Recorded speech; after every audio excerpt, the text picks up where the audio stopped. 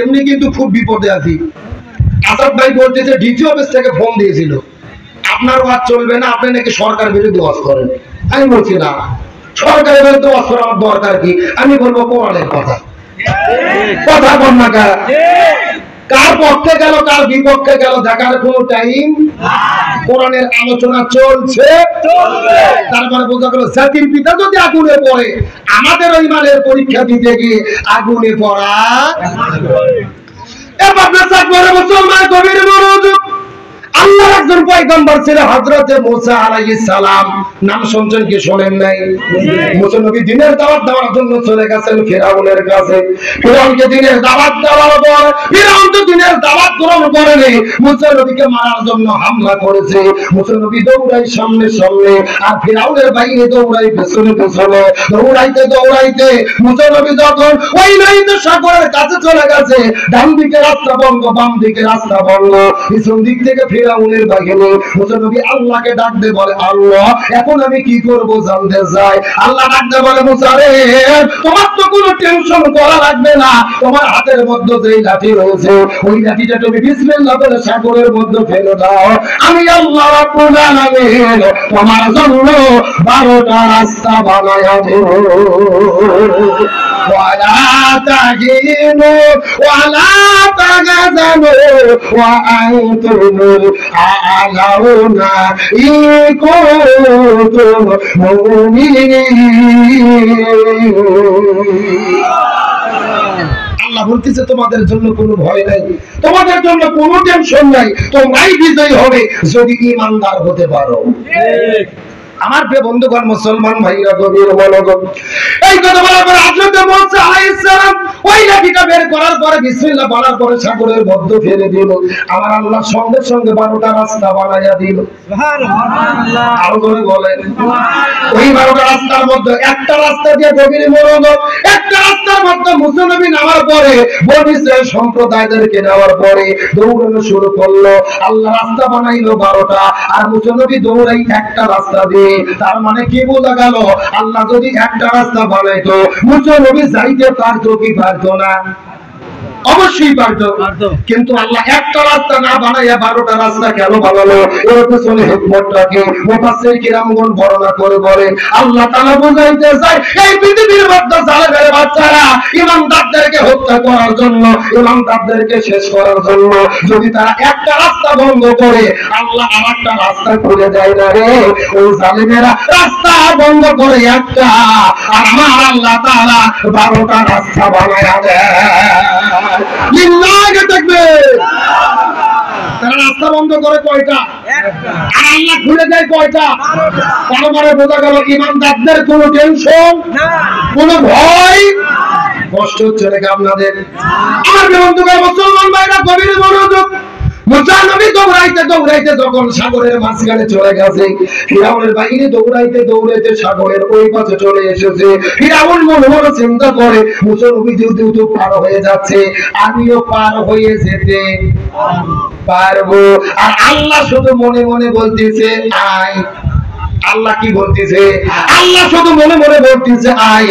মার হবে জায়গা মতো, মার হবে। এর সবাই বলেন মার হবে। যারা জবান খুলবি না মনে করবেন এরা ফিরাউনের দলের লোক। এ কথা কর না কেন? মার হবে। আল্লাহর মার আছে না নাই? আল্লাহ ধরে ধরে ধরে না, একবার ধরলে আল্লাহ কিছু সময়ের জন্য ছাড় দেয়, কিন্তু একেবারে ছেড়ে। ইসলামের বিরুদ্ধে যারা লাগে তাদের অসম্মান করে কে? আল্লাহ। আমাদের বাংলাদেশের একজন খেলোয়াড় সাকিব আল হাসান বিশ্বের শ্রেষ্ঠ অলরাউন্ডার, আবার বর্তমানে তিনি একজন এমপি। গতকালকে আগের দিনে তিনি মাঠের নামাজ পড়তে গেছে ঈদগাহে, কিন্তু যুবক বলতেছে মাননীয় খেলোয়াড় এমপি মহোদয় আপনার সঙ্গে একটু ছবি তুলতে চাই, সেলফি তুলতে চাই। সাকিব আল হাসান ছবি তুলতে দেয়নি। চতুর্দিক থেকে যুবকেরা ভুয়া ভুয়া স্লোগান দিয়ে ঈদগাহ থেকে দাঁড়িয়ে গেছে। সম্মানিত হলো নাকি অপমানিত হলো? কথা বলে না কেন? আমি এখান থেকে একটা শিক্ষা বলতে চাই। যেই সাকিব আল হাসানকে আমরা দেখেছি নির্বাচনের আগে একটা ছিঁড়ে চাদর গায়ের উপরে দিয়ে রাতে রাতে বাড়ি বাড়ি ঘুরলো ভোট চাওয়ার জন্য, মনে হচ্ছে ওমর ফারুক। কথা বল না কেন? নির্বাচনের আগে ছিঁড়ে চাদর গায়ে দিয়ে দরজায় দরজায় ভোট চায়, আর ভোট পার হলে যুবকদের সঙ্গে ছবিও তোলে না, খারাপ ব্যবহার করে। তার মানে বোঝা গেল টাকা যখন বেড়ে যায়, ক্ষমতার চেয়ার পায়, মানুষের খুনাসও পরিবর্তন হয়। আর যখন কথা ঠিক কিনা? কিন্তু একটা কথা বলতে চাই, মানুষের খুনার যখন পরিবর্তন হয়, তাকে অপমানিত করে কে? শ্রেষ্ঠ অলরাউন্ডার তুমি ছিলে, সমস্ত মানুষেরা দলমত নির্বিশেষে তোমাকে ভালোবাসত, কিন্তু তুমি এমপি হওয়ার পরে মানুষের সঙ্গে যেই ব্যবহার শুরু করেছো, আল্লাহ তোমাকে অপমানিত করেছে। আল্লাহ বুঝাইতে চায় ক্ষমতার অহংকার করো না। তার কারণ ক্ষমতা দেওয়ার মালিককে, আমার অপমান করার মালিককে। কিন্তু কিছু কিছু লোক ক্ষমতা পাওয়ার পরে মনে করে মুই কি হুড়ি আসিলাম ধান হইলাম খই আরো দেন কতই হই। এইরকম একটা লোক ক্ষমতা পাওয়ার পরে 12 তলা বাসা করছে। জোর বলেন কয় তালা? আগে কিন্তু সিঁড়ি দিয়ে হেঁটে হেঁটে হেঁটে হেঁটে ওঠা লাগতো, এখন কি দিয়ে ওঠে? লিফটে। ওই লোকটা 12 তলাতে লিফটে ওঠার পরে রাতের 9টার দিকে শুইছে।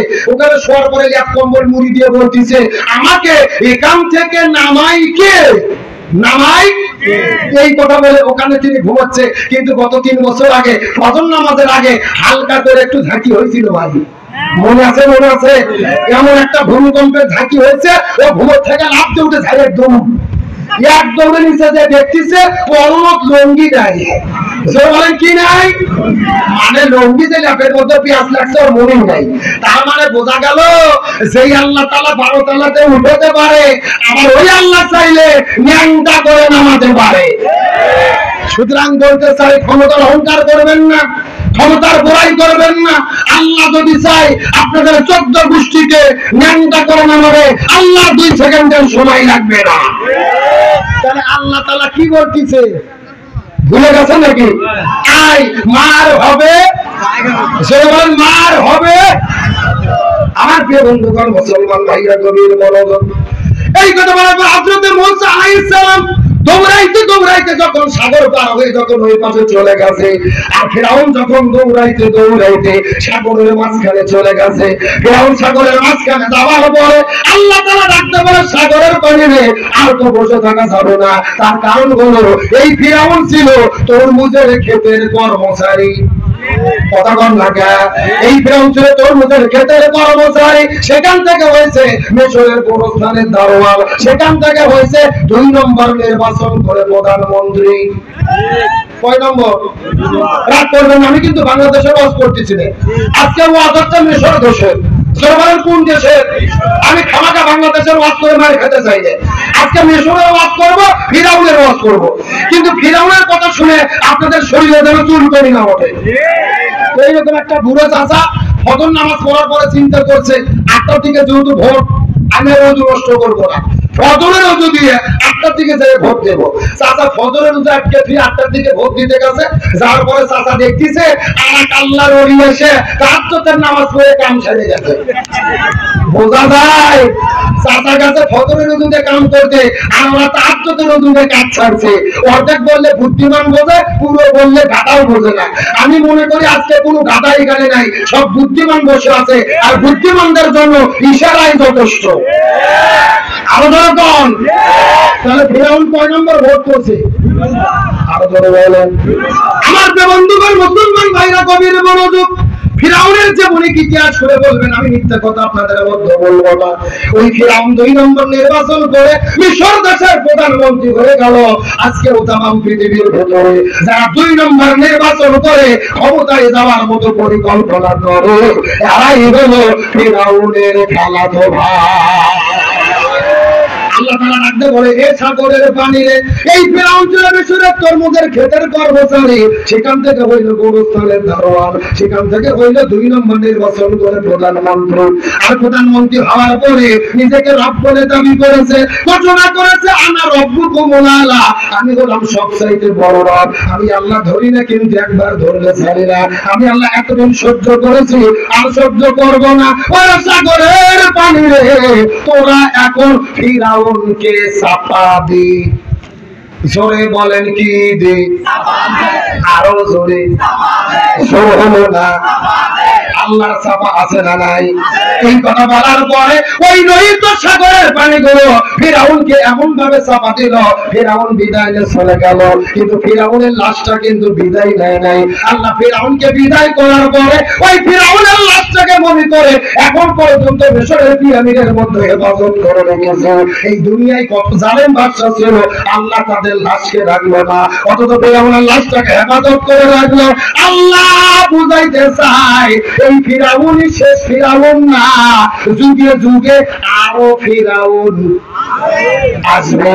আর আল্লাহ সেই ফিরাউনদেরকে মেসেজ দিতে চায়, এই ফিরাউনের বাচ্চারা ক্ষমতা পাওয়ার পরে অহংকার করো না, আলেমদের উপরে জুলুম করো না, কোরআনের বিরুদ্ধে কাজ করো না। যদি কোরআনের বিরুদ্ধে দাঁড়াও, আল্লাহ তোমার 14 গোষ্ঠীকে ফিরাউনের মতো নিম্নদের মধ্যে ডুবাইয়া মারবে। আমার আল্লাহ 1 সেকেন্ডের সময় লাগবে না। প্রত্যেকটা ঘটনার মধ্যে শিক্ষা আছে না নাই? আপনারা বলেন। তার মানে বোঝা গেল যুগে যুগে ফিরাউনের উত্তর শুরু থাকবে, আবার মুসার উত্তর শুরু থাকবে। আজকে বাংলাদেশের দিকে লক্ষ্য করেন, হক কথা যারাই বলে তাদেরই বিপদ আছে না নাই? বর্তমানে বাংলাদেশে আলেম হলো 4 প্রকার। জোরে বলেন কয় প্রকার? 1 নম্বর সরকারি, 2 নম্বর তরকারি, 3 নম্বর দরবারি, আর 4 নম্বর হলো দরকারি। কয় প্রকার বলছি? আরো ধরে বলেন। এ আপনার মুসলমান গভীর মনোযোগ। বর্তমানে বাংলাদেশের হুজুর করে হলো 4 প্রকার। 1 নম্বর সরকারি, 2 নম্বর তরকারি, 3 নম্বর দরবারি, 4 নম্বর দরকারি। সরকারি হুজুর কাকে বলে? আমার দিকে লক্ষ্য করে ভালো করে বোঝার চেষ্টা করবেন। সরকার যদি বলে মসজিদে নামাজ পড়া যাবে না, এরা বলে ঠিক আছে। ঈদের দিনে মাঠের মধ্যে নামাজ পড়া যাবে না, এরা বলে ঠিক আছে। তার মানে উপর থেকে যে সিদ্ধান্ত হয় ওরা ওটাকে সমর্থন করে। এইরকম সরকারি হুজুর আছে না নাই? এ কথা বল না কে? দুনিয়ার স্বার্থ রক্ষা করতে গিয়ে এমন হুজুর আছে মাথার টুপি দিয়ে প্রধানমন্ত্রীকে বসে রেখে ফতোয়া দেয়, মাননীয় প্রধানমন্ত্রী আপনি জান্নাতি। আছে না নাই? আমার দেশের প্রধানমন্ত্রী কিন্তু চাইনি যে আমাকে জান্নাতি বলুক। এ মারতে গেছে কেয়ার পাম। কথা বল না কে? কেয়ার পাম মারতেছে, প্রধানমন্ত্রীকে জান্নাতের সার্টিফিকেট দিচ্ছে। কেরে বাটপার, তুই তো জান্নাতে যাওয়ার গ্যারান্টি নাই। কথা বল না কে? জান্নাত কি মাগুর বাড়ি খিচুড়ি যে 2 প্লেট বেশি করে খেলাম? তাহলে বোঝা যাচ্ছে এইরকম সরকারি হুজুর আছে না নাই? 1 নম্বর সরকারি, 2 নম্বর কি তরকারি, 2 নম্বর কি তরকারি। হুজুর কাকে বলে? আমার দিকে তাকান। খাওয়া যেই দিকে তারা সেই দিকে। ওদের মাদ্রাসার যদি 100 বস্তা কেউ চাউল দেয়, জান্নাতের সার্টিফিকেট দিয়ে ছেড়ে দেয়। এদেরকে যদি ঘুষখোর দাওয়াত দেয়, তার বাড়ির যে ইচ্ছা মতো খেয়ে দোয়া করে জান্নাতের মধ্যে ঢুকে যায়। মনে হয় জান্নাতে ঢুকে যাওয়া ডিলেন নিয়েছে। কথা বল না কে? মানে তরকারি হুজুর হলো খাওয়া যেই দিকে ওরা সেই দিকে। আর 3 নম্বর হলো দরবারি। জোরে বলেন কি বাড়ি? দরবার। বোঝেন না? দরবার মানে এদের ইচ্ছা শুধু খানকাটি কেন, দরবার কেন, দরবার কেন এরা ব্যস্ত থাকে।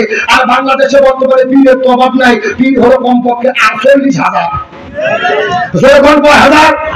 আর যেই রকম পীর ওই রকম জিকির আছে না নাই? আমি দু একটা বলবো।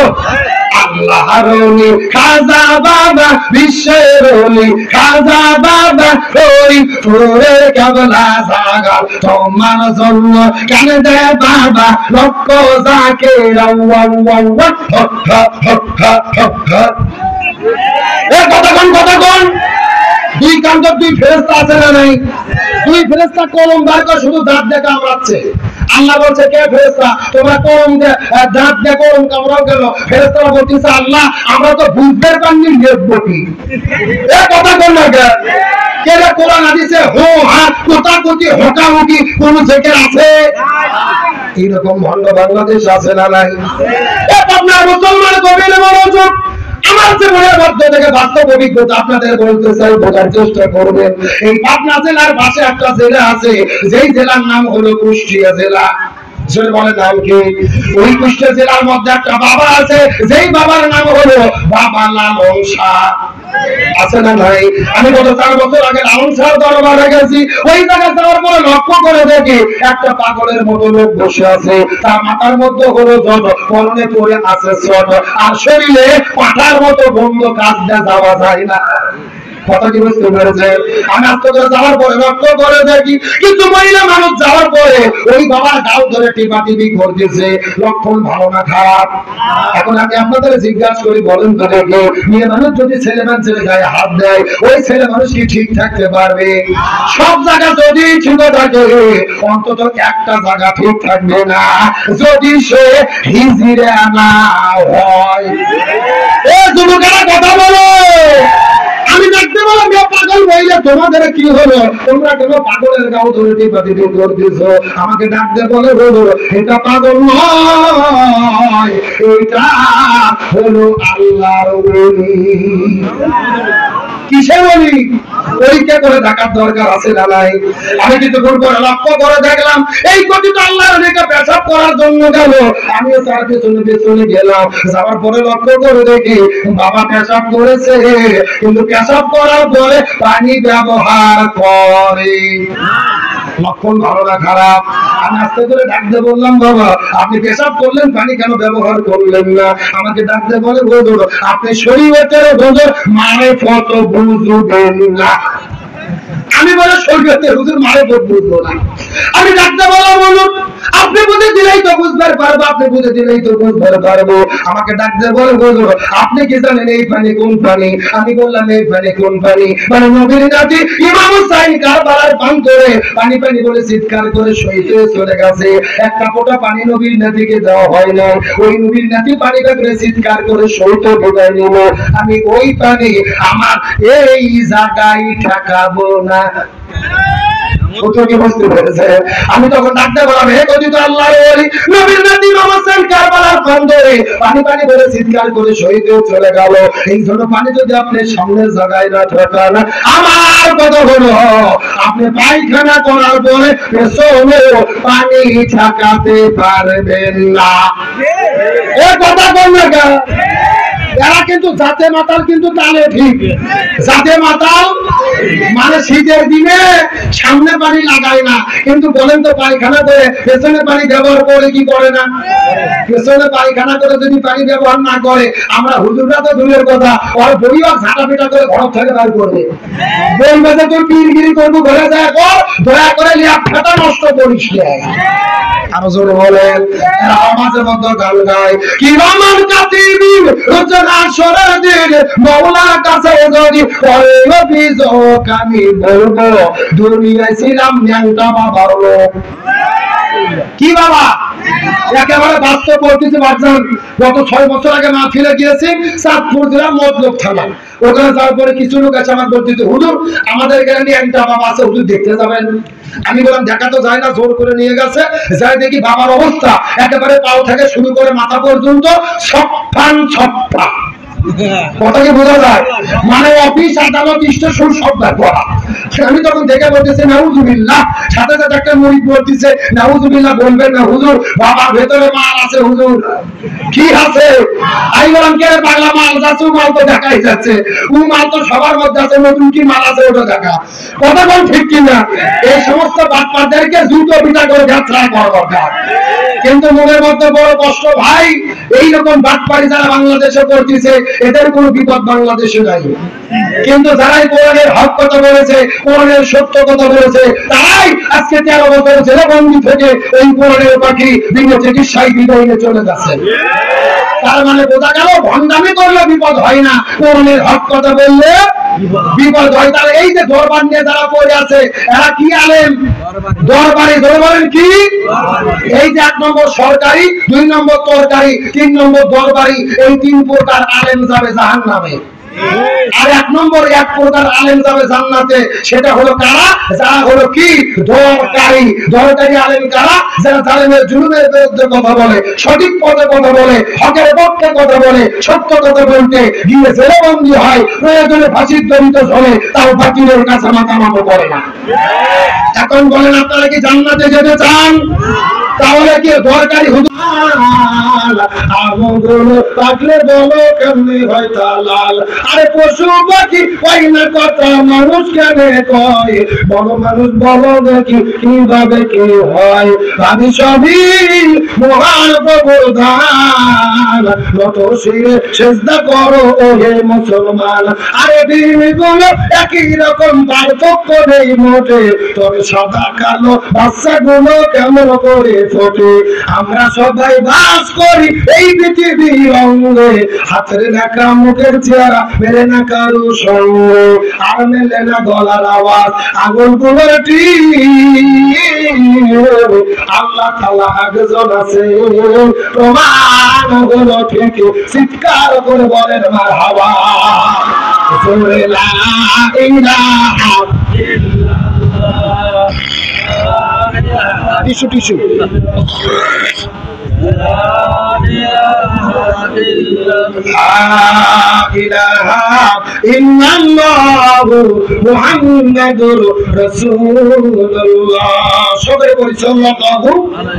তামাম পৃথিবীর বৃক্ষকে কলম বানিয়ে 7 সমুদ্রের পানিকে কালি বানিয়ে লিখলেও কোরআনের একটা শব্দের ব্যাখ্যা লিখে শেষ করা যাবে। আমি সেই কোরআন থেকে 3টা আয়াতে কারিমা তেলাওয়াত করেছি। সর্বোচ্চ 25 থেকে 30 মিনিট আলোচনা হবে। আলোচনা কি শেষ করা সম্ভব হবে? যদিও সম্ভব নয়, তারপর আয়াতের উপর ভিত্তি করে বর্তমান প্রেক্ষাপটকে মিল করে যতটুকু আলোচনা জানা শোনা এবং আমল করা অতীব জরুরি, ততটুকু আলোচনা এই গুনাহগারের মুখ থেকে যেন আল্লাহ তাআলা বের করে দেয়। সকলে বলি আমিন। তার আগে আমি আপনাদেরকে একটা কথা জিজ্ঞেস করতে চাই, আমার কথা বুঝতে কি কোনো সমস্যা হচ্ছে? কোনো কষ্ট হচ্ছে? বাংলাদেশের কিন্তু কিছু কিছু জেলা আছে যেই জেলার ভাষাগুলো বোঝা যায় না, যেমন সিলেট, চিটাগাং, নোয়াখালী, কক্সবাজার আছে না নাই? বাজারে আমি গত 4 বছর আগে মাহফিলে গিয়েছিলাম সিলেট বিভাগের হবিগঞ্জ জেলা। জোরের কোন জেলা? হবিগঞ্জে যাওয়ার পরে এইরকম একটা বৃদ্ধ চাচা আমার কাছে এসে বলতেছে, হুজুর আপনি কি তা খাইতা? এ গু খাইতা না ও গু খাইতা? সাদা গু খাইতা না কালা গু খাইতা? শুকনা গু খাইতা না ভিজে গু খাইতা? আমি চিন্তা করলাম কে রে, আমি কি ঢাকা থেকে গু খাওয়ার জন্য আসলাম? আমি বললাম আমি গু খাইতাম না, তোদের গু তোরাই খাগা।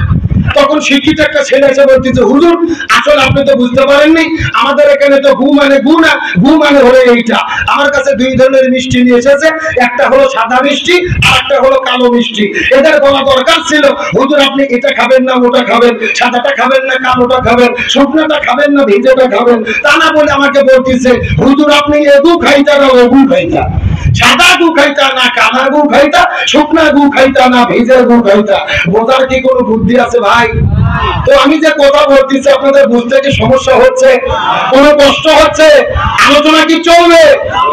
শেষ পর্যন্ত থাকবেন তো ইনশাআল্লাহ? দেখি থাকবেন না কারা কারা একটু হাত তোলেন।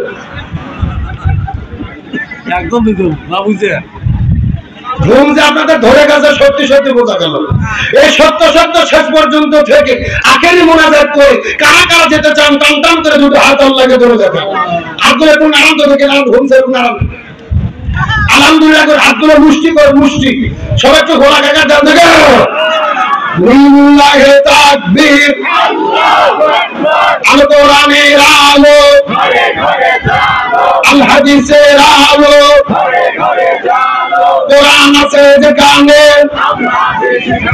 হাদিস আছে যেখানে,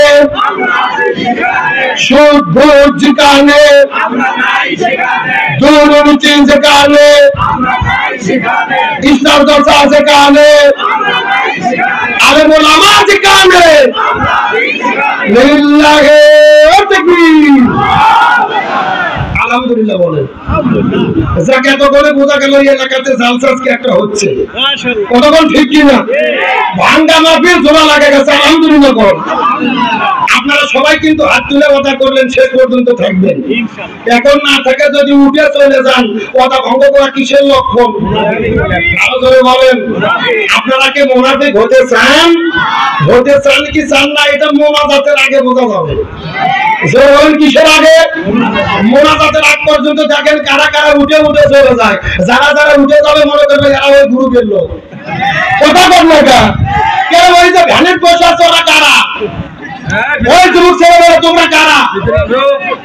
এরা মনে হচ্ছে মোটর সাইকেল গ্রুপ। জোরে বলেন কোন গ্রুপ? এই যে ঈদ পার হয়ে গেছে, শাওয়াল মাসের চাঁদ উঠেছে, ঈদের চাঁদ। এই ভাই কি খবর? কি এক নম্বর আছে যান, জাগার মাল জাগা ফেরত দিলে ঠিক আছে, না হলে ভেজাল আছে। কতক্ষণ ঠিক কিনা?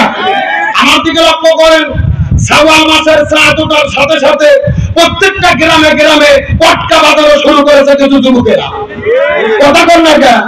আমার তো মনে পড়ে শয়তান বন্দী ছিল, শয়তান শেকড় ছাড়া পাওয়ার পরে এই যুবকদের উপরে ভর করছে। কথা কর না কেন? পটকা বাজানো কি কোরআন হাদিসে জায়েজ আছে? মুসলমানের সন্তানরা করতে পারে? আমি ভাই 7 বছর ধরে ঈদের নামাজ পড়াই নওগাঁ জেলা। নামাজ শেষ করে যখন পুকুরের উদ্দেশ্যে রওনা করেছি, রাস্তাঘাটে দেখতেছি কেউ ভটভটি ভাড়া করেছে, কেউ পিকআপ ভাড়া করেছে। প্রত্যেকটা ভটভটি পিকআপের উপরে একটা করে বক্স সেট করে এমন ডিপ ডিপ বাজতেছে, পুরো এলাকা কাঁপে যাচ্ছে।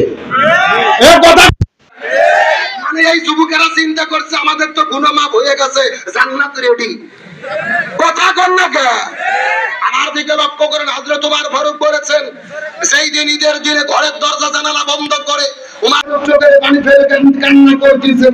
সাহাবীরা জিজ্ঞেস করে বলে, ইয়া আমিরুল মুমিনিন খলিফাতুল মুসলিমিন, আপনি কেন কান্না করেন? ওমর ফারুক বলতেছে, ঈদের আনন্দ তো তাদের জন্য যারা আল্লাহর কাছে মাফ পাইছে। কথা কর না কে? তাহলে ঈদের চাঁদ উঠার পরে তারা পটকা ফুটাচ্ছে, তারপরে বক্স বাজাচ্ছে, ডিজে পার্টি করতেছে। আমার তো মনে হচ্ছে জিবরাইল এদেরকে ধরে গেছে, এদের গুলো মাপ। কথা কোন? আরে ভাই, ওই যে ডিজে পার্টি নিয়ে ভটভটির উপরে পিকআপের উপরে যেভাবে নাচানাচি করে, ওটা মানুষ না ভাঙরে বাচ্চা বোঝার বুদ্ধি নেই। আজকে একটা নিউজের মধ্যে দেখলাম, গতকালকে এবং আজকে এই লাফালাফি করতে যেয়ে 21 জন মারা গেছে। সুবহানাল্লাহ কোন? বেরে কিসের নাউযুবিল্লাহ, সুবহানাল্লাহ কোন? এই 21 জন মারা গেছে লাফালাফি করতে যেয়ে। ফেসবুকে খবর, কেউ ইন্নালিল্লাহ বলতেছে না, সবাই আলহামদুলিল্লাহ বলতেছে। কারণ হলো যারা নাচানাচি করতে যেয়ে মারা যায়, এরা জান্নাতি না জাহান্নামী? আরো ধরে বলেন। তার কারণ পটকা বাজানো, তারপরে ডিজে পার্টি করা, এগুলো মুসলমানের সংস্কৃতি নয়, এগুলো ইহুদি খ্রিস্টানদের সংস্কৃতি। আমার নবীজি মক্কা থেকে মদিনায় হিজরত করার পরে দেখেন, মদিনাতে হেমন্ত বসন্তকালে উৎসব হয়, ওরা আনন্দ করে। আল্লাহর পক্ষ থেকে জিবরাইল এসে বলে, ইয়া রাসূলুল্লাহ, মুসলমানেরা ইহুদি খ্রিস্টানদের দিবস পালন করবে না, গান বাজনা ঢোল তবলা বাজাবে না। আল্লাহ দুইটা। আর মুসলমানের বাচ্চা যারা ডিজে পার্টি করতেছে, গান বাজনা করতেছে, এরা মুসলমানের বাচ্চা হতে পারে না। আজকে আমি তো মনে করি যুবকদের দোষ নেই, বেশি দোষ হলে পিতা মাতার। কারণ বাবা মা যদি সচেতন হতো, সন্তানের এমন করতে মনের মধ্যে কষ্ট লাগে। আমরা ঈদের নামাজ পড়ানো ব্যস্ত, এমনও ডিজিটাল যুবক আছে নামাজ বাদ দিয়ে শাকিব খানের সিনেমা দেখতে গেছে, নাম হলো রাজকুমার। এই যুবকেরা কথা কও। আজকে আবার দেখলাম কিছু যুবক সিনেমা থেকে বের হয়ে এমন ভাবে কান্না করতেছে, কান্না করতে করতে ফিট হয়ে যাচ্ছে, কাঁদতে কাঁদতে অজ্ঞান হয়ে যাচ্ছে। কারণ কি? বলতেছে আমাদের মেয়ে শাকিব খান সিনেমার মধ্যে মারা গেল, সহ্য করতে পারতেছি না, কান্না করতে করতে পড়ে যাচ্ছে। আমি বলতে চাই, যুবক, তোমার চোখের এক ফোঁটা পানি জান্নাতে যাওয়ার জন্য যথেষ্ট হতে পারে। তার কারণ রমজান মাস বিদায় নিয়ে চলে গেল, গুনাহ মাফ হলো কিনা আমাদের টেনশন নেই। জান্নাতের আলোচনা শুনে মনে আনন্দ লাগে না, জান্নাতের আলোচনা শুনে চোখের মধ্যে কান্না আসে না, আল্লাহর ভয়ে কাঁদে না, রাসূলের ভয়ে কাঁদে না। সিনেমা দেখে, নাটক দেখে যারা কান্না করে, জান্নাতের কি ছাড়া কিছু হতে পারে না। কি মনে করছেন আপনারা? ওরা তো বুঝতেই সেটা নাটক, এটা সিনেমা। সিনেমার মধ্যে নায়ক মরে গেছে, সত্যি বলছে না অভিনয়? কথা কর না কেন? তাহলে অভিনয় দেখে যদি এত কান্না করে, সত্যি সত্যি মরে গেলে তো গোলাপ দই দিবে। অথচ আল্লাহর কোরআন বলেছেন, লাকাদ কানা লাকুম ফি রাসূলিল্লাহি উসওয়াতুন হাসানাহ, রাসূলের মধ্যে তোমাদের জন্য আদর্শ। হে যুবক, তুমি রাসূলকে ভালোবাসো, রাসূলের মহব্বতে তুমি কাঁদতে পারো না, রাসূলের বিরুদ্ধে নাস্তিকেরা কথা বলে রাজপথে নামতে পারো না, তুমি সিনেমা দেখে কাঁদো, তোমার মতো কপাল পোড়া কেউ হতে পারে না। আল্লাহ যুবকদেরকে হেদায়েত দান করুন বলেন আমি। কষ্ট করলেন, কোনো চা লাগবে না, রাখেন তো, কোনো চা খাওয়া লাগবে না, সাইড করো, ব্রেক ছাড়া আওয়াজ হবে। চলছে চলছে। আসেন আমরা আলোচনা শুরু করি। আমরা যে সূরা থেকে আলোচনা শুরু করব, পবিত্র কোরআনুল কারীমের 29তম সূরা, সূরাটির নাম হলো সূরা আনকাবুত। সূরার নাম কি? আনকাবুত শব্দের অর্থ হলো মাকড়সা। এই সূরাটির রুকু রয়েছে 60টি, আয়াতে কারিমা রয়েছে 69টি। এই সূরাটি নাযিল হয়েছে রাসূলের মক্কি জীবনের শেষের দিকে। আমরা জানি রাসূলের জীবন হলো দুইটা, একটা মাক্কি জীবন আর একটা মাদানী জীবন। মাক্কি জীবন কাকে বলে? মাক্কি জীবন মানে হলো ঘর বাড়ি ছাড়ার জীবন। মাক্কি জীবন মানে হলো জেলখানায় বন্দী হওয়ার জীবন। মাক্কি জীবন মানে হলো হাত হারানোর জীবন। মাক্কি জীবন মানে হলো পা হারানোর জীবন। মাক্কি জীবন মানে হলো প্রয়োজনে লড়াই করে জীবনকে শাহাদাত বরণ করার জীবন। এই ছড়ি নাজিরের প্রেক্ষাপট বা শানে নজরুল কি গভীর মনোযোগ। আমার নবীজি যখন দিনের দাওয়াত দেওয়া শুরু করলেন, সাহাবীরা কালেমা পড়ে পড়ে মুসলমান হওয়া শুরু করলো। কিন্তু সাহাবীরা মুসলমান হওয়ার পরে বিপদে পড়েছেন।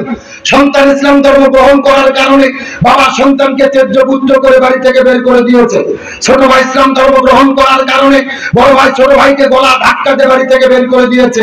আজকে আমরা মুসলমান, আমার বাবা ছিল মুসলমান, আমার দাদা ছিল মুসলমান, আমরা হয়েছি আগা কাটা মুসলমান। কথা কয় না, আগা কাটা বলুন না। আমাদের তো মুসলমান হয়তো কষ্ট করতে হয় নাই। আমাদের বাবা 200 টাকাতে বস্তা ভাড়া করে নিয়ে এসেছে, 200 টাকার 4টে নারকেল ফাটাছে, বিসমিল্লাহ বলে কেটে গেছে, মুসলমান হয়ে গেছি।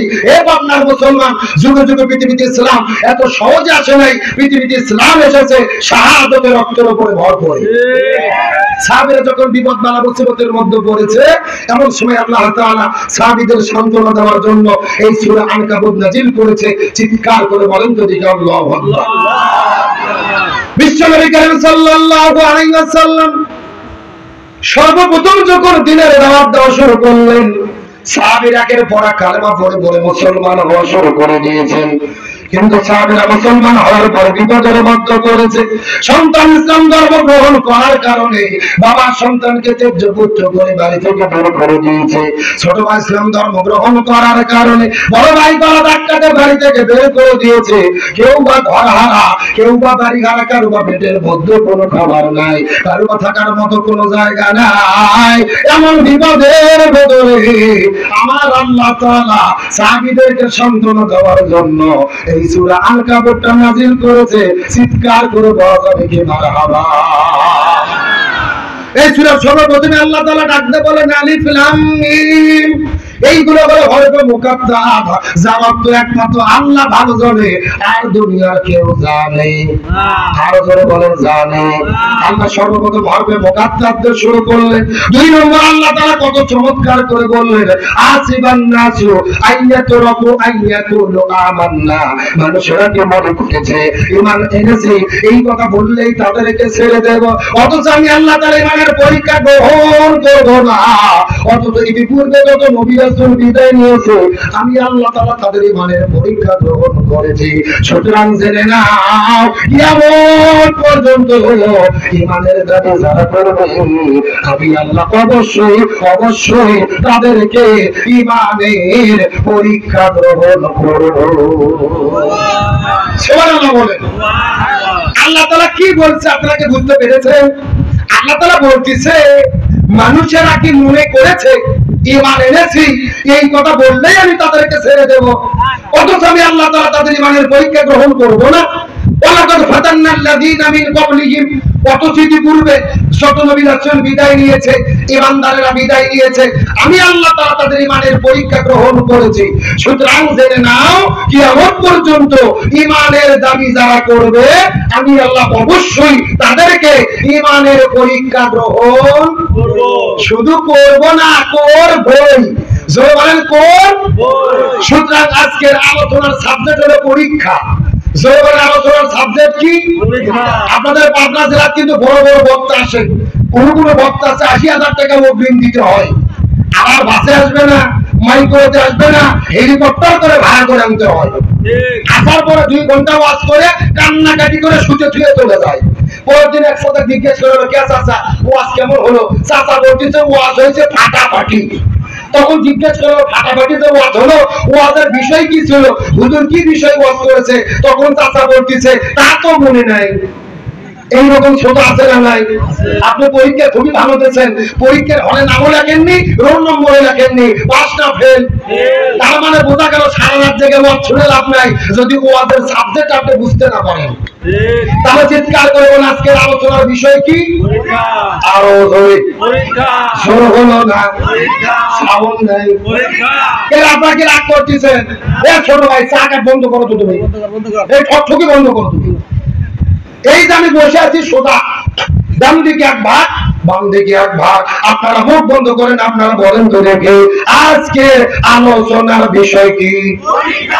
আরো জোরে আপনারা মুখ বন্ধ করেন, আপনারা বলেন তো দেখে আজকে আলোচনার বিষয় কি? ভাগ করে দেওয়া সাউন্ড আসছে, তার মানে আপনার আলসামি করতেছেন না?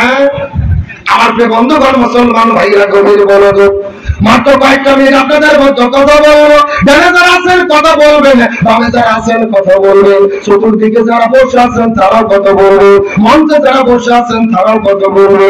সবাই মিলে চিৎকার করে একসঙ্গে বলেন তো দেখি আজকে আলোচনার বিষয় কি? আরো জোরে জোর হলো না।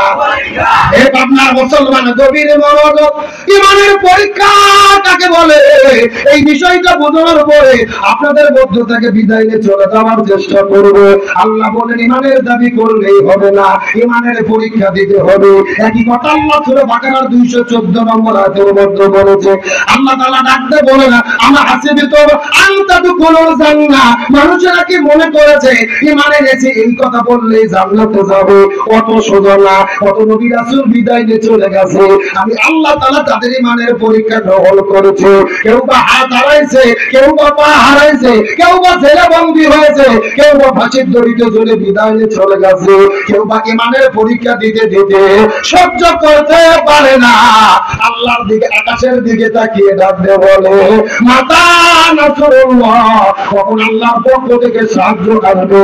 সঙ্গে সঙ্গে আমার আল্লাহ তাআলা ডাকতে বলে আলা ইন্না নাসরুল্লাহি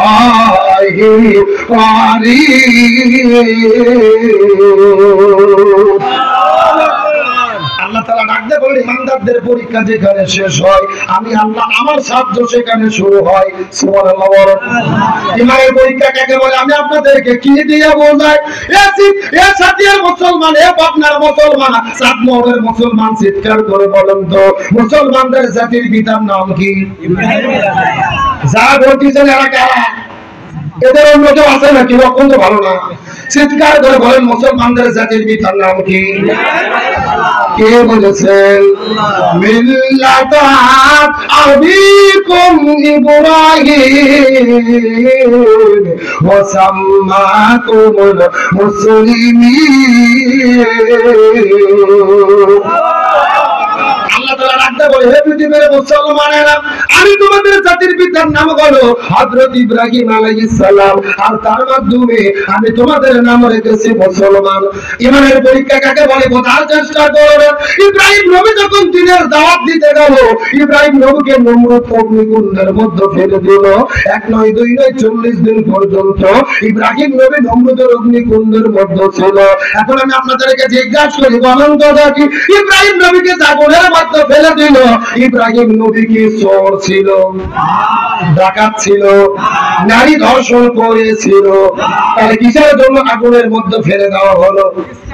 ইসলামের কথা বলার কারণে, কালিমার কথা বলার কারণে, ইমানের পরীক্ষা দিতে গিয়ে ইব্রাহিম নবী 40 দিন পর্যন্ত জেলের মধ্যে ছিল। এখান থেকে বোঝা গেল এ সাতমোহরের মুসলমান আমরাও যদি ইমানের পথে চলি, ইমানের কথা বলি, ইমানের আন্দোলনের কর্মী হই, ইব্রাহিম নবীর মতো মাঝে মধ্যে আমাদেরকে আগুনে পড়া লাগতে পারি। সঙ্গে কারা কারা আছেন দুটো হাত আল্লাহকে ধরে রাখা।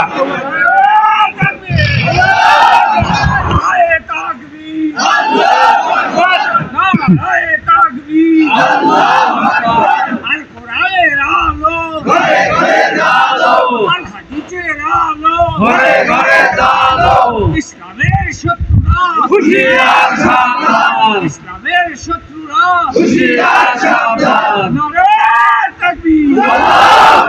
আল্লাহ কবুল করুন, বলেন আমিন। আপনাদের কি কষ্ট হয়? মন খারাপ করেন? 1 ঘন্টা তো পার হয়ে গেছে, চলবে? বলতেছিলাম 30 মিনিট হয়ে গেল, 1 ঘন্টা। আসলে ফোনে করতে ছবি তুলো তো, সত্য সত্য কি চলবে? কারা কারা চলবে? হাত তোলেন তো দেখে। লিল্লাহি তাকবীর, আল কোরআনের আলো,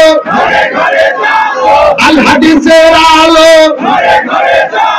দুনিয়ার মুসলিম, ইসলামের শত্রুরা, কোরআন আছে যেখানে, হাদিস আছে যেখানে,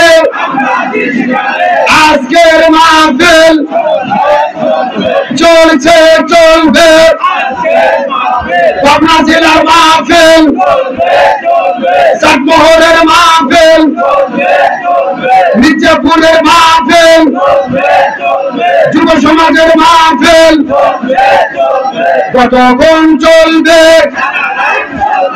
সারা রাত। এটা কি হুজুর মারা ওয়াজ নাকি? আমার বেলা সারা রাত নয়, আলোচনা যেহেতু শুরু করেছি, 1:30 বেজে গেছে, 2টা পর্যন্ত মোটামুটি আর 15 মিনিট আলোচনা, তারপরে মোনাজাত তাবারক নিয়ে 2টার মধ্যে বিদায় হবে ইনশাআল্লাহ। রাজি আছেন তো ইনশাআল্লাহ? এতই তেল মারলাম ভাই, ওই ভ্যানের লোক নামলো না। কারা রে ওরা? কারা রে? এরা কারা রে?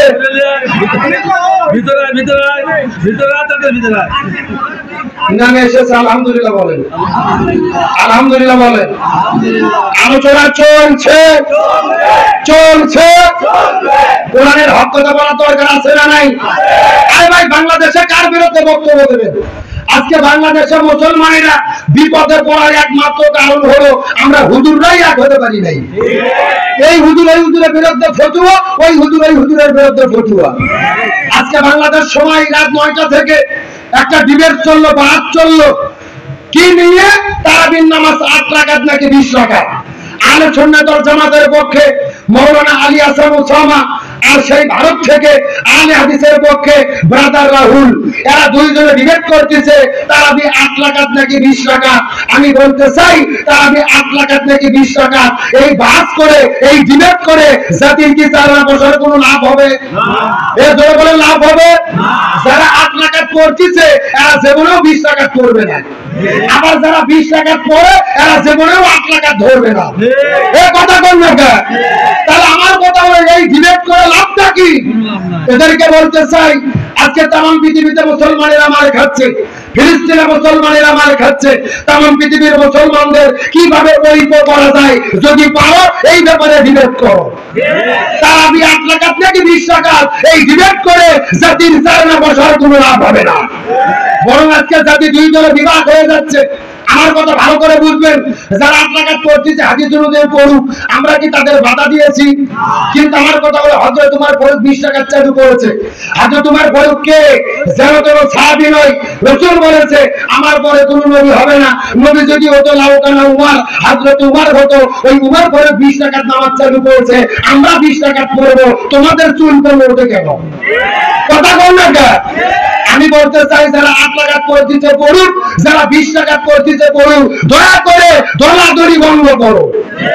গত বছরে বাগেরহাট জেলাত মারামারি চলতেছে 2 গ্রুপ, এক গ্রুপ 8 রাকাত আর এক গ্রুপ 20 রাকাত, হাতের মধ্যে লাঠি নিয়ে তরোয়াল নিয়ে মারামারি। একটা লাঠি নিয়ে যে একটা মুসল্লি ধরে বলতেছে, এই তুমি 8 রাকাত থেকে 20 রাকাত, ও লাভ দুটে বলতেছে, ভাই আমার দয়া করে ছেড়ে দাও, আমি নামাজই পড়ি না। কথা বল না? সেই বাংলাদেশের 80% মানুষ নামাজ পড়ে না, ওই মানুষেরা কেমনে ফরজ নামাজ পড়বে? ওই চিন্তা বাদ দিয়ে তারাবি 8 রাকাত নাকি 20 রাকাত, এই ডিবেট করা এক দ্বারা উপকার নয়, বরং জাতিরাও ক্ষতি হবে। আল্লাহ তাআলা এই জাতিকে বুঝ দান করুক, সকলে বলেন আমিন। তাহলে আমি বলতে চাই, হক্কানি আলেমদেরকে হেফাজত করবে কে? আল্লাহ। আর বলেন আল্লাহ।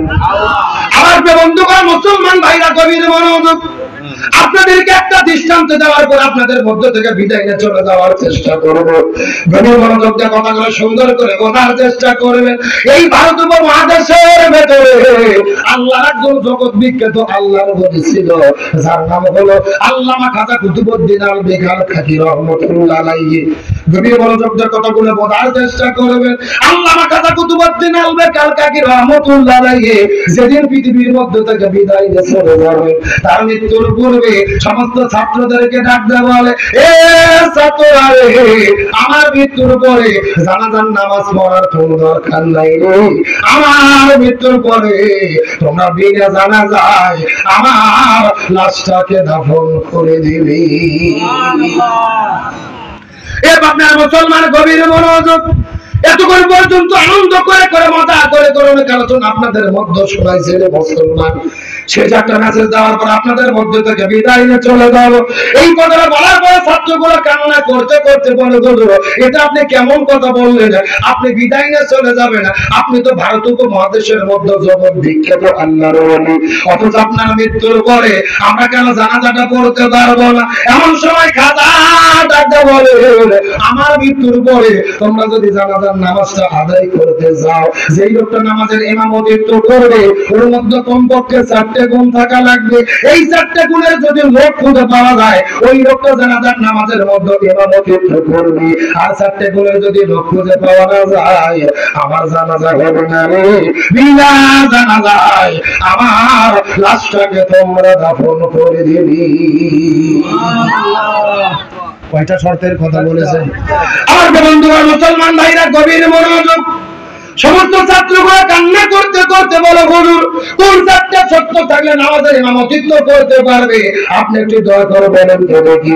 খাজা ডাকতে বলে, আমার মৃত্যুর পরে যেই লোকটা নামাজের ইমামতিত্ব করবে, ওই লোকের মধ্যে প্রথম নম্বর যেই গুণটা থাকা লাগবে, ওই লোকটা এমন একজন লোক হবে যেই লোকটা 40 বছর ধরে তাকবীরে উলার সঙ্গে একাধারে 40 বছর ধরে তাকবীরে উলার সঙ্গে ফরজ নামাজ আদায় করেছি।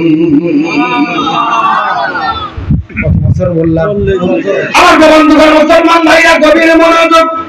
1 নম্বর শর্ত 40 বছর ধরে তাকবীরে উলার সঙ্গে জামাতে নামাজ আদায় করেছে। আর 2 নম্বর শর্ত হলো যেই লোকটা নামাজের পরে আমার মৃত্যুর পরে জানাজা নামাজের ইমামতিত্ব করবে, ওই লোকটা এমন একজন লোক হবে শুধু 40 বছর ধরে ফরজ নামাজ আদায় করলে হবে না। যেই লোকটা আমার জানাজার নামাজের মধ্যে ইমামতিত্ব করবে, ওই লোকটা এমন একজন লোক হবে যেই লোকটা 40 বছর ধরে ফরজ নামাজ আদায় করার পাশাপাশি গভীর রজনীতে ঘুম থেকে উঠে 40 বছর ধরে তাহাজ্জুদের নামাজটাও পড়তে ভুল করে না। 1 নম্বর 40 বছর ধরে ফরজ নামাজ আদায় করেছে, 2 নম্বর 40 বছর ধরে তাহাজ্জুদের নামাজটা আদায় করেছে।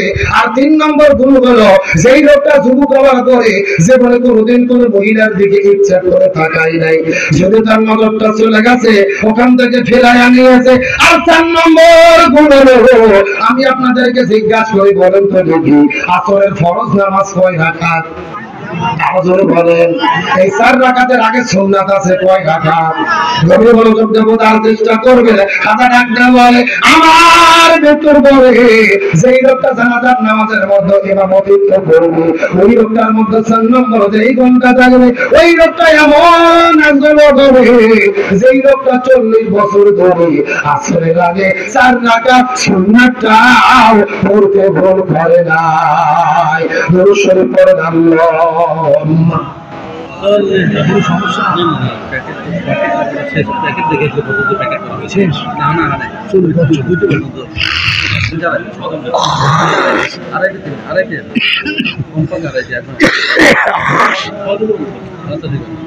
কষ্ট হচ্ছে আপনাদের, রাগ করতেছেন, তারা চিৎকার করে বলেন শর্ত কয়টা? আরো জোরে, জোর হলো না, সাউন্ড নাই। এই 4টা শর্তের লোক পাওয়া যায় কিনা, আর শেষ পর্যন্ত খাজার জানাজা হয় কিনা হয়, এই আলোচনা কি চলবে? কথা বলেন চলবে? 2-4 জন যারা মাঝখান থেকে উঠে যাচ্ছে এরা কারা? কিসের 1 নম্বর? কেন ভাই পেশাব লাগবে বুড়ো মানুষের, এই যুবক ছেলেমেয়ের কিসের পেশাব? এ কথা বল না। আচ্ছা আমি যদি এই চাচা বলি, চাচা আপনি একটু ওয়াজ করেন তো, আমি 2 মিনিট পেশাব করে আছি, আমার যেতে দেবেন? তো বক্তার পেশাব না গেলে ছোটার এত কিসের পেশাব? আর যুবকদেরকে বলতে চাই, বেশি পেশাব করা লক্ষণ ভালো না, ডায়াবেটিস হবে।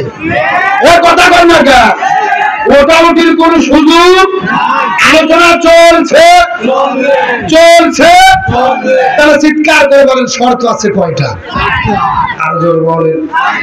আমার প্রিয় বন্ধুগণ, মুসলমান ভাইরা, কবির মনোযোগ, এই 4টা শর্ত দেওয়ার পরে পরের দিন সকালবেলা লক্ষ্য করে দেখা গেল ফজর নামাজের পরে আল্লাহর ডাকে সাড়া দিয়ে খাজা কুতুবউদ্দিন আলবে কালকাকি রহমাতুল্লাহ আলাইহি পৃথিবীর মধ্যে থেকে বিদায় নিয়ে চলে গেলেন। বলেন না আল্লাহু আকবার। শেষ কথাগুলো সুন্দর করে বোঝার চেষ্টা করবেন। ওই সকালবেলা খাজা যখন বিদায় নিয়ে চলে গেল, আর জানাজার নামাজটা আদায় করার জন্য চতুর্দিক থেকে লক্ষ লক্ষ মুসলমানেরা তার খাটুনির কাছে আসার পরে চোখের পানি ফেলে কান্না করে করে করে করে করে করে দোয়া করে। এখন আমি আপনাদেরকে জিজ্ঞাসা করি, বলেন তো আজকেও বাংলাদেশের ভেতরে আলেমরা যখন বিদায় নিয়ে চলে যায়, মানুষেরা কান্না করে দোয়া করে কি করে না? আরো জোরে বলেন। ও আপনার মুসলমান, একটা দৃষ্টান্ত আপনাদের মধ্যে দিতে চাই। এই যে 3 মাস আগে আমাদের মধ্যে থেকে বিদায় নিয়ে চলে গেল, ওই যে কোরআনের পাখি আল্লামা দিলওয়ার হোসেন সাইদি, কথা বলেন না কেন? ওই পরের পাখিটা বিদায় নেওয়ার পরে এই বাংলাদেশের ৬৮,০০০ গ্রামের ভেতরে এমন কোন গ্রাম নাই যেই গ্রামে আল্লামা সাইদের জন্য মানুষেরা দোয়া করে নাই, এমন কোন মসজিদ নাই যেই মসজিদে দোয়া হয় নাই। শুধুমাত্র বাংলাদেশের ভেতরে নয়, তাম পৃথিবীর ভেতরে ৮০টা দেশের মধ্যে তার জানাজার নামাজ আদায় হয়েছে। এখান থেকে বোঝা যায় আলেমেরা বিদায় নিলে মানুষেরা দোয়া করে কি করে না? আমার বন্ধুগণ, মুসলমান ভাইরা, কবির মনোযোগ, আল্লাহ তাআলা আমাকে তৌফিক দান করেছেন, সুযোগ দান করেছিল। আল্লামা সাইদের জানাজার মধ্যে আমি উপস্থিত হতে পেরেছিলাম। ওই পিরোজপুর আল্লামা সাইদি ফাউন্ডেশনের ভেতরে তার জানাজার মধ্যে আল্লাহ আমাকে হাজির করেছিল। আমি শুধু বোঝানোর জন্য একটা মিনিট বলতে চাই, কবির মনোযোগ বোঝার চেষ্টা করবেন। ওই কোণের পাখি যখন বিদায় নিয়ে চলে গেল, আমি বগুড়া থেকে ঢাকার উদ্দেশ্যে রওনা করলাম জানাজার মধ্যে উপস্থিত হওয়ার জন্য। আমার মুসলমান ভাইরা, ঢাকার মধ্যে যেতে যেতে যখন ফজরের আযান হয়ে গেল, চতুর্দিক থেকে লক্ষ লক্ষ ভক্তরা নামাজ পড়ার জন্য দাঁড়িয়ে গেছে। এমন সময় প্রশাসনের ভাইরা সামনে গেটে মেরেছে, কেউ বাটিয়াছেন নিক্ষেপ করেছে। ওই কোণের পাখিটাকে, লাশটাকে টেনে গেছে বের করার পরে গরু ছাগলের মতো টেনে টেনে এক অ্যাম্বুলেন্স থেকে আর এক অ্যাম্বুলেন্সে ঢোকানোর পরে টেনে টেনে নিয়ে গেল। যেই মানুষটা 10 বছরের এমপি ছিল, যেই মানুষটা তাম পৃথিবীর মধ্যে একজন শ্রেষ্ঠ মুফাসসির, কাবাঘরের মধ্যে ঢুকেছিল নামাজের অনুমতি পাইল না, কাবাঘরের ইমাম যার কপালের মধ্যে চুলকাইল, যেই মানুষটার হাতে হাত রাখার পরে হাজারো মানুষ কালেমা পড়ে মুসলমান হয়ে গেল, ওই মানুষটার বিদায় পরে তার লাশের সঙ্গে যে জুলুম হয়েছে, আমার মনে হয় এই পৃথিবীতে এমন জুলুম আর একটাও হতে পারে না। আমার বন্ধুগণ, মুসলমান ভাইরা, গভীর মনোযোগ, ওই কোণের পাখিটা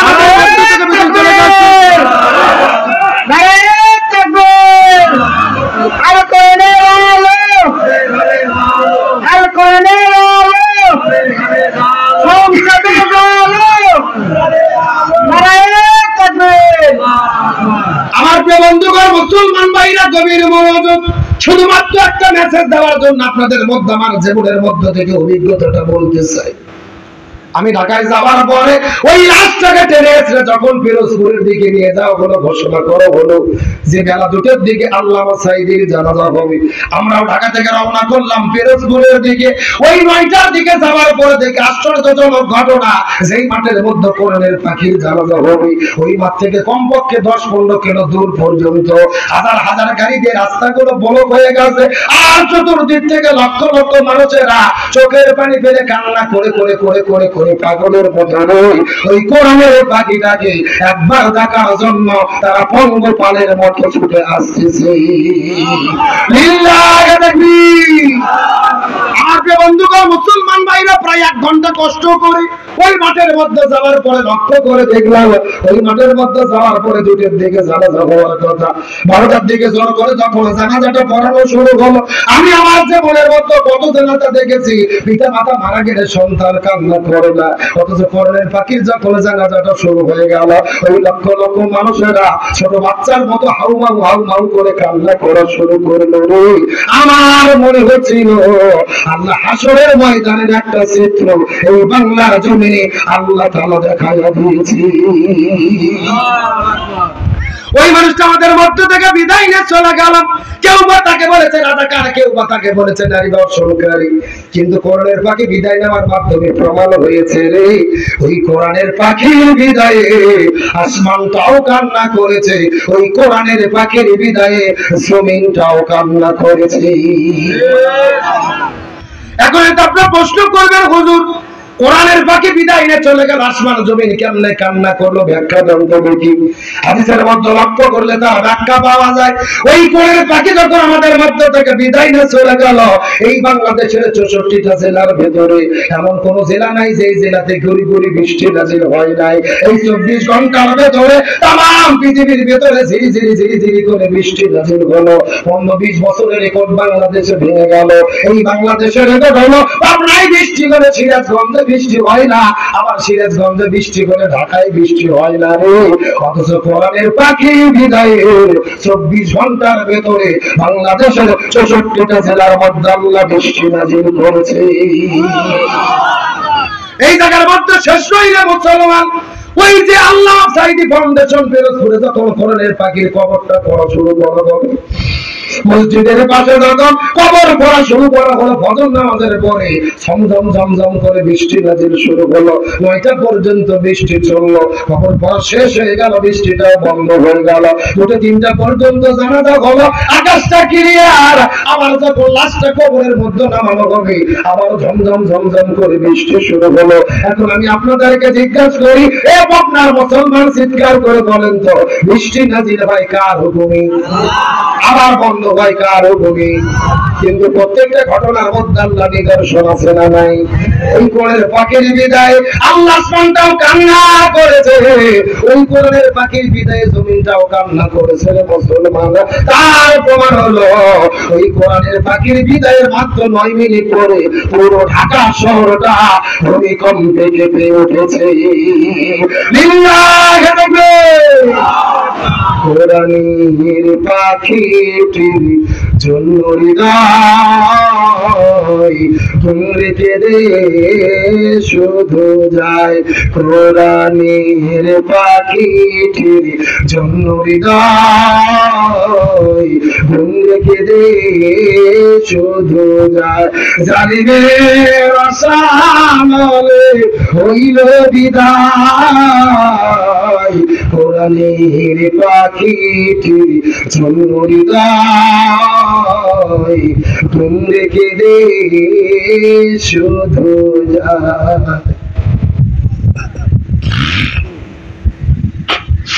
মুসলমান ভাইয়ের ইমানদারদের হেফাজত করবে কে? আল্লাহ। আরো জোরে বলেন আল্লাহ। কিন্তু আমরা বলতে চাই কোরআনের পাখি বিদায় নিয়ে চলে গেছেন, তার কোনো দোষ ছিল না। দোষ ছিল একটাই, জমিনে তিনি কোরআন প্রতিষ্ঠার আন্দোলন করেছে। সুতরাং আজকের মাহফিল থেকে আমরা শপথ নেব, আল্লামা সাঈদীর কথা শুনে শুধু চোখের পানি ফেলে কান্না করলে হবে না। যেই কোরআনের পাখি এই জমিনে কোরআন প্রতিষ্ঠার আন্দোলন করতে গিয়ে শহীদ হয়ে বিদায় নিল, ওই কোরআন প্রতিষ্ঠার আন্দোলন করব। এই জমিনে কোরআনের রাষ্ট্র কায়েম না হওয়া পর্যন্ত আমরা ঘরে ফিরবো না। কারা কারা যাচ্ছে মুখে হাত আল্লাহকে তুলে দেখাব। আল্লাহু তাকবীর, নারায়ে তাকবীর। আল কোরআনের আলো, আল হাদিসের আলো, সংসদের আলো, নারায়ে তাকবীর। আপনাদের কি কষ্ট হয়? মন খারাপ করেন? তাহলে কি বোঝা গেল? আলেমদের মৃত্যুতে মানুষ কান্না করে কি করে না? ওই যে খাজা কুতুবউদ্দিন আলবেগ বিদায় নিয়েছে, তার মৃত্যুতেও মানুষেরা কান্না করতেছে। আলোচনাটা কি মনে আছে? মৃত্যুর আগে 4টা শর্ত দিয়ে গেছে, এই 4টে শর্তের লোক আমরা খুঁজে পাই নাই। কেমনে করে তার জানাজার নামাজটা পড়বো? এই কথা বলার পরে লক্ষ লক্ষ মানুষেরা চিৎকার করে বলে, খাজার মৃত্যুর আগে কি 4টা শর্ত দিয়ে গেল, ওই 4টা শর্তের কথা বলে দাও। এই লক্ষ মানুষের ভেতরে একজন মানুষ অন্তত থাকলেও থাকতে। এই কথা বলার পর একজন ছাত্র কান্না করতে করতে দাঁড়িয়ে গেলেন। পৃথিবীর মানুষেরা, তোমাদের মধ্যে এমন কি কোন মানুষ আছে নাকি এই 4টে গুণের যদি কোন লোক পাওয়া যায়, ওই লোকটা জানাজার ইমামতিত্ব করবে? তোমাদের ভেতরে এমন কি কোন মানুষ আছে নাকি রে, যেই মানুষটা 40 বছর ধরে একাধারে ফরজ নামাজ আদায় করেছে? আরো জোরে বলেন। তোমাদের মধ্যে এমন কি কোন মানুষ আছে নাকি যেই মানুষটা 40 বছর ধরে তাহাজ্জুদের নামাজটাও পড়তে মিস করে নাই? তোমাদের মধ্যে এমন কি কোন মানুষ আছে নাকি রে যেই মানুষটা জীবনে কোনোদিন কোন মহিলার দিকে তাকায় নাই? তোমাদের ভেতরে এমন কি কোন মানুষ আছে নাকি রে যেই মানুষটা আসরের আগে 4 রাকাত সুন্নাতটা পড়তে ভুল করে নাই? এই 4টে গুণের যদি লোক খুঁজে পাওয়া যায়, ওই লোকটা জানাজার নামাজের মধ্যে ইমামতিত্ব করবে। আর 4টে গুণের লোক যদি খুঁজে না পাওয়া যায়, জানাজা হবে না। আমরা বিনা জানাজায় খাজার লাশটাকে দাফন করতে চাই। আমার যে বন্ধুগণ মুসলমান ভাইরা গভীর মনোযোগ, এই কথা বলার পরে লক্ষ লক্ষ মানুষেরা চোখের পানি ফেলে হাউমাউ করে কান্না করা শুরু করলেন। প্রত্যেকটা মানুষ নিজেদেরকে আসামির কাঠ গড়ায় দাঁড় করাইছে। এই লক্ষ মানুষের মধ্যে এমন কি কোন মানুষ খুঁজে পাওয়া যাবে না যেই মানুষের মধ্যে 4টে গুণ পাওয়া যাবে, ওই লোকটা নামাজের ইমামতিত্ব করবে। কান্না করতে করতে মাগরিবের নামাজের আযান হয়ে গেল, তারপরও লোক খুঁজে পাওয়া যায় না। এসব নামাজ হয়ে গেল, তারপরও 4টে গুণের লোক খুঁজে পাওয়া যায় না। রাতে 9টা 10টা যখন বেজে গেল, এমন সময় 4টা ছাত্র বের হওয়ার পরে হাউমাউ করে কান্না করতে করতে করতে করতে খাটুনির কাছে চলে গেছে। খাটুনিটা আস্তে করে কাঁধের উপরে নেওয়ার পরে লাশটাকে নিয়ে যখন কবরের দিকে চলে যায়, লক্ষ লক্ষ মানুষের হাউমাউ করে কান্না করে একজন মানুষ কি খুঁজে পাওয়া যাবে না। এমন সময় লক্ষ্য করে দেখা যায় অনেক দূর থেকে কে যেন চিৎকার করে ডাকতে বলে, পৃথিবীর মানুষেরা রে, খাজার লাশটা নিয়ে যেও না। আজকে খাজার জানাজার ভিতরে তার লাশের ইমামতিত্বটা আমি করতে চাই। লিল্লাহকে দেখবে। আমার বন্ধুগণ মুসলমান ভাইরা গভীর মনোযোগ, লক্ষ লক্ষ মানুষেরা বড় আশ্চর্য হয়ে গেল। ওই মানুষটা কোন মানুষ রে, যেই মানুষটা 4টে গুণ অর্জন করলো, ইমামতিত্ব করবে? ওই লোকটা দৌড়াইতে দৌড়াইতে আস্তে করে খাজার খাটুনির কাছে যাওয়ার পরে খাটুনিটা টেনে ধরে হাউমাউ করে কান্না করা শুরু করলেন। কান্না করতে করতে ডাকতে বলে, খাজার তুমি পৃথিবীর মধ্যে থেকে বিদায় নিয়ে চলে গেলে, কিন্তু আমার জীবনের এত বড় ক্ষতি তুমি কেন করে গেলে? তুমি বিদায় নিয়ে চলে গেলে, আমার জীবনের এত বড় ক্ষতি তুমি কেন করে গেলে? এই 4টা আমল আমি গোপনে গোপনে করেছি, এই 40 বছর ধরে 4টা আমল আমি গোপনে করেছি। আমার স্ত্রী সন্তান জানে না, আমার পাড়া প্রতিবেশী জানে না, আমার আত্মীয় স্বজন জানে না। একমাত্র আল্লাহর সন্তুষ্টির জন্য আমি 4টা আমল করেছি। আল্লাহু আকবার বলেন। কথাগুলো সুন্দর করে বোঝার চেষ্টা করবেন। ওই লোকটা হাউমাউ করে কান্না করতে করতে ডাকতে বলে, খাজা রে, তুমি তো বিদায় নিয়ে চলে গেলে, আমার জীবনের এত বড় ক্ষতি তুমি কেন করে গেলে? এই যে লক্ষ মানুষের সামনে আমার 4টা মূলের কথা প্রকাশ করে দিলে, আগামীকাল সকালবেলা যখন ঘর থেকে বের হবো, এই লক্ষ মানুষেরা আমার প্রশংসা করতে থাকবে। কেউ তো পাস করতে পারে নাই, তুমি পাস করতে পেরেছো, তুমি 4টে গুণ অর্জন করতে পেরেছো, তুমি তো সেরা, তুমি তো হিরো।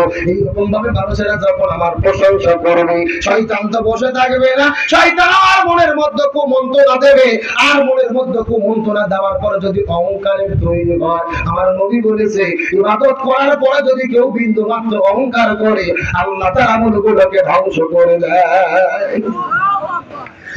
তুমি তো বিদায় নিয়ে চলে গেলে, আমার জীবনের এত বড় ক্ষতি তুমি কেন করে গেলে, কেন তুমি প্রকাশ করে দিয়ে গেলে? এইরকম কান্না করতে করতে সমস্ত মানুষেরা যখন হাউমাউ করে কান্না করা শুরু করবে, এই লোকটা আস্তে করে নামাজের জন্য দাঁড়িয়ে গেল।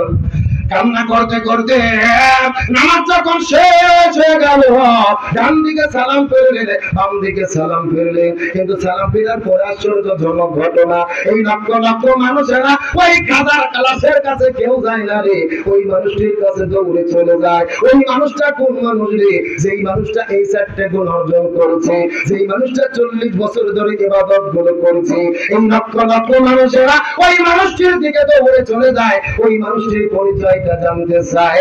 আপনারা জানতে চান কি চান না? চান, সবাই কি চান? কারা কারা চান? হাত তোলেন তো দেখি।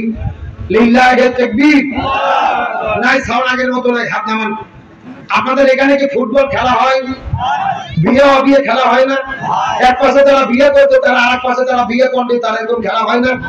এখন একটা তাকবীর দেবে, প্রথমে তাকবীর দেবে যারা বিয়ে করেনি তারা, তারপরে তাকবীর দেবে যারা বিয়ে করেছে তারা। দেখি কাদের সাউন্ড বেশি দেখার দরকার আছে না নাই? প্রথমে হাত উঠাও অবিবাহিত কারা কারা দেখি, যারা যারা বিয়ে করে হাত তোলো। লিল্লাহি তাকবীর। হাত নামাও। এখন যারা যারা বিয়ে করেছেন, বাবা যারা মুরব্বির হাত তোলেন, যারা যারা বিয়ে করেছেন হাত তোলেন। লিল্লাহি তাকবীর। বেশি আমরা আমাদের বেশি, হ্যাঁ বেশি দেখে বদ বেশি থাকুন। আচ্ছা খিচুড়ি কি হয়েছে? আজাদ ভাই খিচুড়ি হয়েছে? তারপরে কোন জিনিস? কথা কথা আধা ঘন্টা কিসের আধা ঘন্টা? দ্রুত দ্রুত দ্রুত দ্রুত বের করো। অনেক রাতে শোনেন, এখন বিয়ে বা বিয়ে সবাই মিলে যদি 61টা তাকবীর দেয়, সাউন্ড কম হবে না বেশি হবে? সবাই টান টান হাত তোলো দেখি সবাই। লিল্লাহি তাকবীর। আল্লাহু আকবার। আর কোরআনের আলো, আল হাদিসের আলো, দুনিয়ার মুসলিম, ইসলামের শত্রুরা লিল্লাহি তাকবীর। আলহামদুলিল্লাহ ভাই, আমার কলিজা ঠান্ডা হয়ে গেছে। রাত বাজতেছে 5 মিনিট কমে একটা, কত চাপো 2টে, অথচ আপনাদের চোখের দিকে চাই মনে হচ্ছে সন্ধ্যা 7টা বাজে। এ কথা কর না কে? আমি মঞ্চে আসার প্রায় 2.5 ঘন্টা হচ্ছে, কোন দিক দিয়ে টাইম চলে গেছে আমরা বুঝতেই পারিনি। আমার মন বলতেছে আজকের মাহফিল আল্লাহর দরবারে কবুল হয়ে গেছে।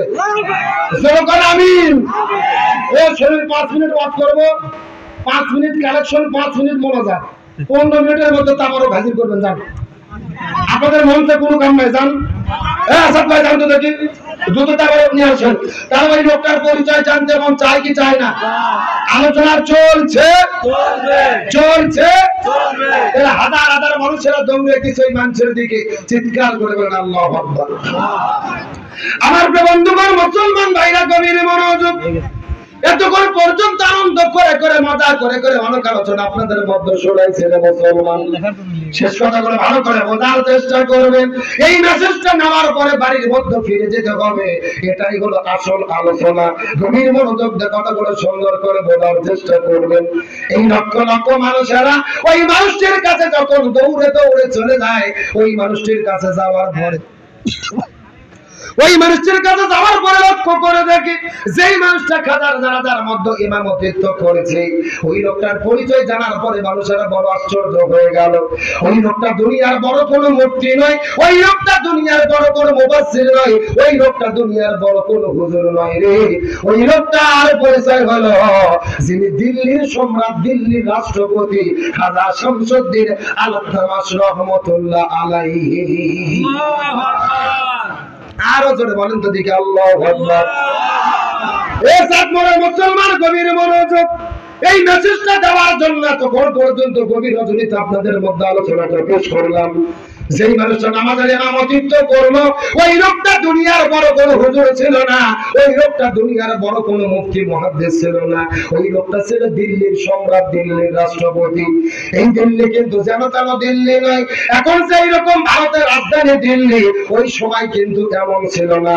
ওই সময় ছিল ভারতীয় উপমহাদেশ, ভারত, পাকিস্তান, নেপাল, ভুটান, বাংলাদেশ, পাকিস্তান, শ্রীলঙ্কা, এই প্রত্যেকটা দেশ মিলে ছিল ভারতীয় উপমহাদেশ। আর ভারত উপমহাদেশের রাজধানী ছিল দিল্লি, আর পুরো দিল্লির রাষ্ট্রপতি ছিল শামসুদ্দিন আল-তামাশ রহমাতুল্লাহ আলাইহি। আল্লাহু আকবার বলেন। এখন আপনাদের মনের মধ্যে বড় প্রশ্ন জাগতে পারে, হুজুর এই আলোচনাটা তখন পর্যন্ত কেন করলেন?